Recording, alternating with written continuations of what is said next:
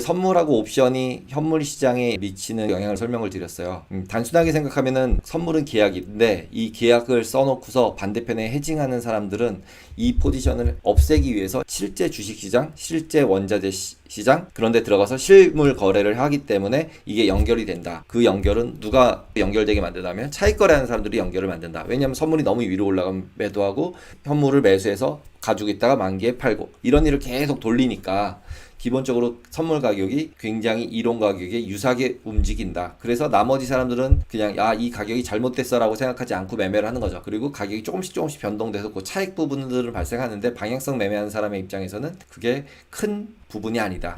그래서 그냥 매매를 많이 한다 라고 보시면 될 것 같습니다. 최근에 난 뉴스예요. 원금도 못 건지나 반토막난 넷플릭스의 좌불안석. 뭘 가지고 있는 사람이 좌불안석하고 있을까요? 넷플릭스 주식 가진 사람이 당연히 좌불안석하겠죠. 근데 여기 원금도 못 건지다라고 그랬죠. 넷플릭스를 샀으면 원금이란 단어가 없겠죠. 그냥 깨졌겠죠. 주식 깨져서 그냥 깨졌다 이렇게 생각하는데 원금이란 단어가 나온다는 얘기는 투자 상품을 들었다는 얘기죠. 그래서 보시면은 넷플릭스, ELS 네이버에 치시면은 이렇게 뉴스가 엄청 계속 나와요. 멘붕, 뭐 ELS 투자자 멘붕, 뭐 원금 손실, 뭐 그러니까 계속 나오는 이슈들이죠. ELS가 원금 보장 상품이 아님에도 불구하고 사람들은 원금 보장 상품인 것처럼 얘기를 계속해요. 아직도. 그리고 지금 이렇게 되니까 원금 뭐 손실, 뭐 주식도 다 원금 손실을 날 수 있죠. 그럼에도 불구하고 이렇게 얘기되고 이렇게 뉴스가 뜹니다. 그럼 ELS는 뭐냐? 그거 가기 전에 하나 더 보시면 넷플릭스 같은 경우 이렇게 폭락을 한 이유 하나가 또 있어요. 그러면 퍼싱 스퀘어, 비레크머니 진짜 투자 기재고 억만장자고 뭐 한 12종목 뭐 이렇게밖에 안 가지고 있는데요. 포트폴리오로.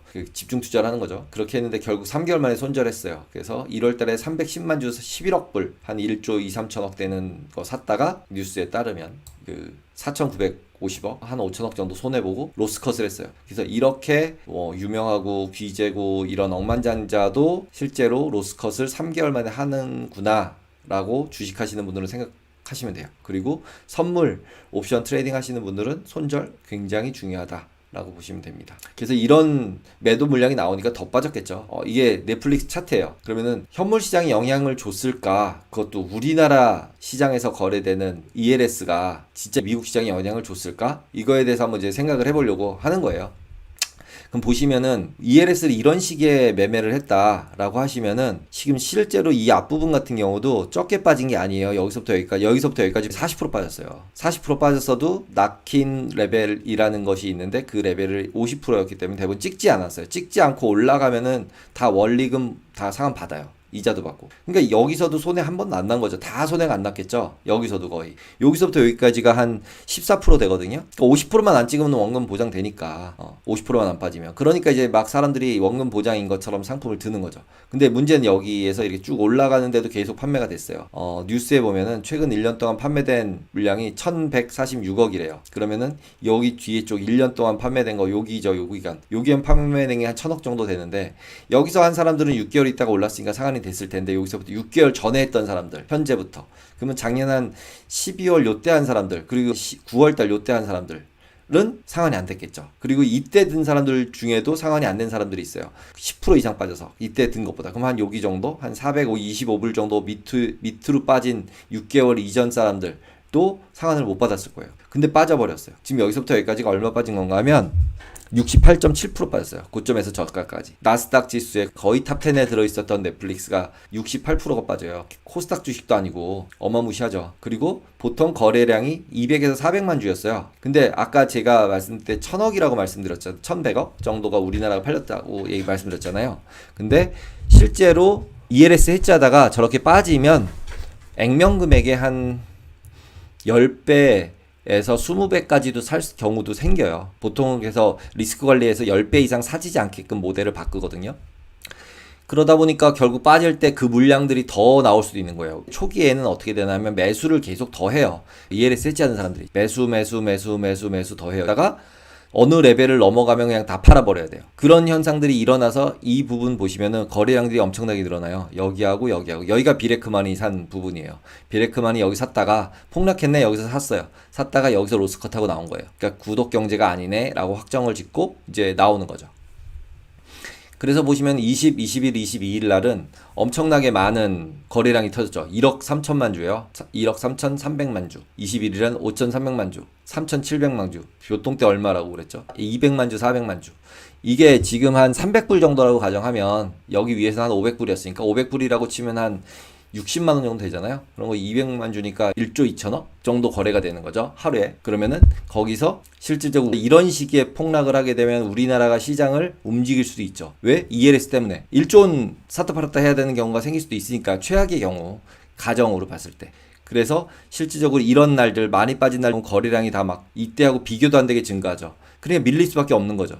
차익거래 물량들이나 아니면 ELS 연동된 물량들이 나와서 밀어낼 경우들이 굉장히 많으니까. 그래서 ELS 락인 이벤트 공지가 떴어요. 4월 20일 날. 이게 다예요. 여기서 하나, 둘, 셋, 넷, 다, 일곱, 여덟, 아홉, 열, 12개가 떴어요. 이게 지금 NH 거 하나인데 나머지 제가 알기로 신한도 있었고 키움도 있었고 다른 데도 있었어요. 그런데 그거 다 합친 게 이제 1,400억 정도 되는 거죠. 1년짜리. 그래서 이게 낙힌됐다 그러면서 낙힌되면은 충족 못한다. 만기를 최선을 다하겠다. 이런 문자랑 같이 해가지고 보내준 것 같아요.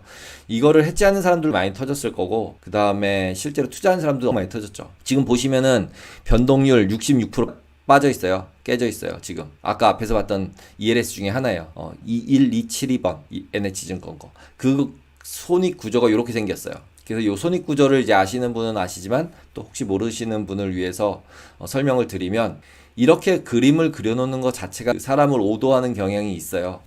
그래서 최대한 이런 그림들을 보실 때는 믿고 보지 마셔라. 95가 여기 있고 이만큼이 5%씩인데 여기가 갑자기 50%죠. 그림 이상하잖아요. 그러니까 정확하게 본인이 판단하셔서 의사결정할 수 있게끔 보셔야 된다고 계속 말씀을 드립니다. 이 상품 같은 경우 월 지급식이었어요. 그래서 연율로 9.2%를 매월 나눠가지고 매월 지급하는 거예요. 어떻게 되면 60%까지만 안 깨지면은 계속 주는 거예요. 그러니까 계속 준다는 얘기죠. 40% 안 빠지면 매월 0.76%, 9.2% 이자 줄게. 그러니까 굉장히 높잖아요. 지난해만 해도 뭐 1, 2% 이자율이었는데 뭐 거의 9배를 주는 건데요. 그죠? 어마무시하게 주는 거죠. 어떻게 생각하면. 금리로만 생각하면. 근데 조건이 있어요.